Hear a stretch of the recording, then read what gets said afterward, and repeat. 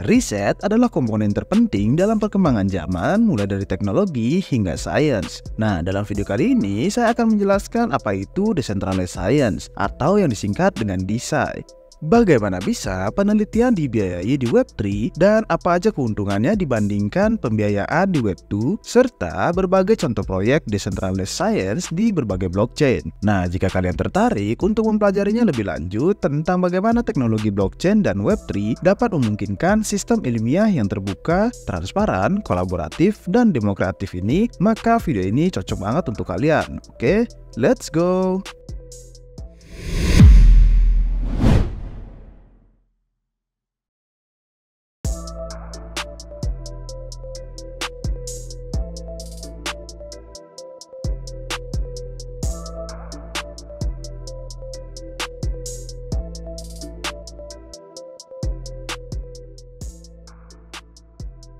Latar belakang DeSci. Ilmu pengetahuan adalah usaha untuk mendapatkan pengetahuan dan pemahaman tentang alam serta sosial. Ini adalah sumber inovasi dan kemajuan yang sangat penting bagi umat manusia. Namun, sistem ilmiah saat ini menghadapi banyak tantangan dan keterbatasan, seperti yang pertama, kurangnya pendanaan dan insentif untuk melakukan penelitian barang publik. Yang kedua, proses pengambilan keputusan yang terpusat dan tidak transparan. Yang ketiga, hambatan tinggi untuk masuk dan berkolaborasi. Yang keempat, mekanisme publik dan peer review yang tidak efisien dan bias. Yang kelima, reproduktivitas dan kualitas data yang buruk. Yang keenam, akses dan kepemilikan terbatas terhadap output dari penelitian.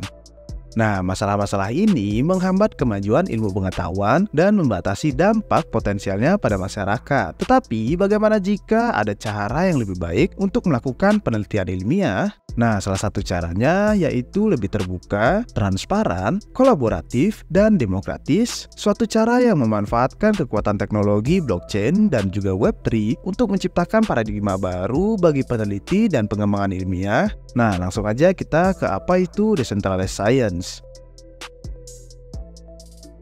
Apa itu DeSci? DeSci atau yang kita kenal decentralized science adalah sebuah gerakan yang bertujuan untuk membangun infrastruktur publik untuk pendanaan, penciptaan, peninjauan, pengakuan, penyimpanan, dan penyebaran pengetahuan ilmiah secara adil dan merata dengan menggunakan rangkaian dari Web3. DeSci berpegangan pada gagasan bahwa pengetahuan ilmiah seharusnya dapat diakses oleh semua orang dan bahwa proses penelitian ilmiah seharusnya transparan. DeSci menciptakan model penelitian ilmiah yang terdesentralisasi dan terdistribusi, sehingga menjadikannya lebih tahan sensor dan kontrol otoritas terpusat. DeSci berharap menciptakan lingkungan di mana ide-ide baru dan tidak konvensional dapat berkembang dengan mendesentralisasikan akses terhadap pendanaan, alat ilmiah, dan saluran komunikasi. Tetapi, bagaimana cara kerja dari DeSci ini? Serta bagaimana teknologi blockchain dan Web3 dapat membuat sistem ilmiah lebih efisien dan juga efektif? Nah, mari kita lihat beberapa fitur dan manfaat dari DeSci. Yang pertama, pendanaan. DeSci memungkinkan sumber pendanaan yang lebih beragam dan demokratis untuk penelitian ilmiah seperti DAO, quadratic funding, crowdfunding, dan juga lainnya. Mekanisme ini memungkinkan partisipasi publik dan memberikan pendapat tentang bagaimana dana penelitian bisa dialokasikan, sambil juga memberikan insentif dan imbalan bagi para peneliti dan kontributor. DeSci juga mengurangi ketergantungan pada lembaga pendanaan tradisional dan juga perantara, yang dimana seringkali memiliki agenda atau kecenderungan mereka sendiri. Yang kedua, kolaborasi. DeSci memfasilitasi kolaborasi dan berbagai pengetahuan di antara peneliti dan pemangku kepentingan lintas disiplin, geografi, dan juga sektornya. DeSci memanfaatkan alat-alat Web3 seperti smart contract, penyimpanan yang terdesentralisasi, dan sistem identitas untuk memungkinkan pertukaran data dan koordinasi yang aman dan juga lancar. DeSci juga memupuk budaya keterbukaan serta kepercayaan. Nah, di mana para peneliti dapat berbagi data, metode, hasil, dan wawasan mereka tanpa takut dicomot atau dieksploitasi. Yang ketiga, publikasi. DeSci meningkatkan proses publikasi dan peninjauan rekan penelitian dengan membuatnya lebih transparan, efisien, dan juga adil. DeSci menggunakan blockchain untuk membuat catatan penelitian yang tidak dapat diubah dan mampu diverifikasi, seperti makalah, data, kode, dan juga IP. DeSci juga memungkinkan model baru untuk mempublikasikan serta meninjau penelitian seperti registrasi yang dikurasi oleh token, jurnal terdesentralisasi, dan sistem reputasi. DeSci memperdayakan para peneliti dan pemberi tinjauan untuk memiliki lebih banyak kontrol dan kepemilikan atas karyanya, sambil juga mengurangi pengaruh dan biaya penerbit berorientasi laba. Yang keempat, dampak. DeSci meningkatkan dampak dan nilai penelitian ilmiah dengan membuatnya lebih dapat diakses serta digunakan oleh masyarakat. DeSci memungkinkan siapapun untuk mengakses dan berinteraksi dengan hasil penelitian seperti data, kode, model, dan aplikasi melalui antarmuka dan platform di Web3. DeSci juga memungkinkan cara baru untuk mengukur dan memberi imbalan atas dampak penelitian seperti jaringan kutipan, media sosial, dan tokenomik. DeSci bertujuan untuk menciptakan siklus umpan balik positif antara penelitian dan juga inovasi, di mana pengetahuan ilmiah dapat diterjemahkan menjadi solusi dan manfaat yang nyata. Oke, ini dia contoh-contoh proyek dari Decentralized Science. Seperti yang kalian lihat, Decentralized Science atau DeSci adalah sebuah gerakan yang visioner dan juga ambisius yang memiliki potensi untuk mengubah sistem ilmiah dari masyarakat. Tetapi, DeSci bukan hanya bagian dari konsep yang teoritis atau visi yang mengawang-awang.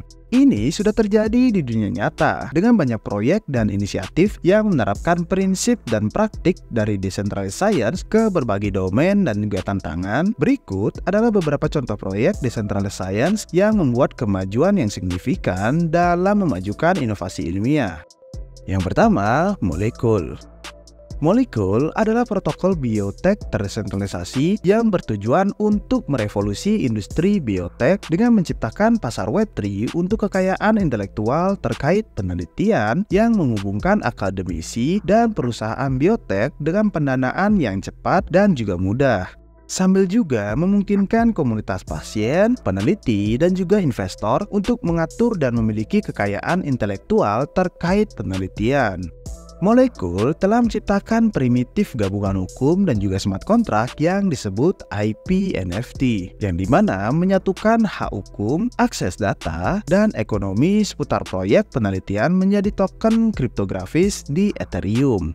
Molecule juga membangun dan menginkubasi BioDAO, kelas baru organisasi IP dan R&D biotech yang terdesentralisasi. Yang kedua ada VitaDAO. VitaDAO yang berfokus dengan pembiayaan penelitian tentang umur panjang secara terbuka dan juga demokratis. VitaDAO dikelola oleh pemegang token Vita yang dapat dibeli atau diperoleh melalui kontribusi kerja atau kekayaan intelektual. VitaDAO mendanai penelitian tahap awal dengan tujuan mengubah penelitian tersebut menjadi perusahaan biotek. VitaDAO telah mengumpulkan lebih dari 9 juta dolar dalam pendanaan untuk mendukung penelitian ilmiah dan telah mendanai beberapa proyek di bidang penuaan dan juga regenerasi dari sel. Yang ketiga, ScienceNet. ScienceNet adalah platform di internet komputer yang dimana memungkinkan para investor retail dan juga institusional untuk berinvestasi secara aman dalam penelitian ilmiah dan teknologi secara langsung. ScienceNet juga menawarkan cloud laboratorium berbasis blockchain untuk para peneliti, proses peninjauan rekan terdesentralisasi yang ketat, dan memungkinkan para peneliti untuk mendokumentasikan IP mereka di blockchain yang tidak dapat diubah. ScienceNet mempunyai tujuan untuk menciptakan pasar inovasi ilmiah yang lebih efisien dan juga transparan. Yang keempat, LabDAO. LabDAO bertujuan untuk demokratisasi akses ke alat ilmiah. LabDAO juga memungkinkan siapa saja untuk menyewa atau berbagi sumber daya dari laboratorium seperti Microsoft, sentrifuga, dan juga mesin PCR, yang dimana semuanya menggunakan smart contract dan perangkat IoT di dalam mekanisme penyewaan tersebut. LabDAO juga memungkinkan penggunanya untuk membuat dan bergabung dengan komunitas seputar topik dan juga minat ilmiah tertentu. LabDAO berharap dapat menurunkan hambatan masuk dan juga kolaborasi untuk penelitian dan pendidik ilmiah. Yang terakhir, Antidote.DAO.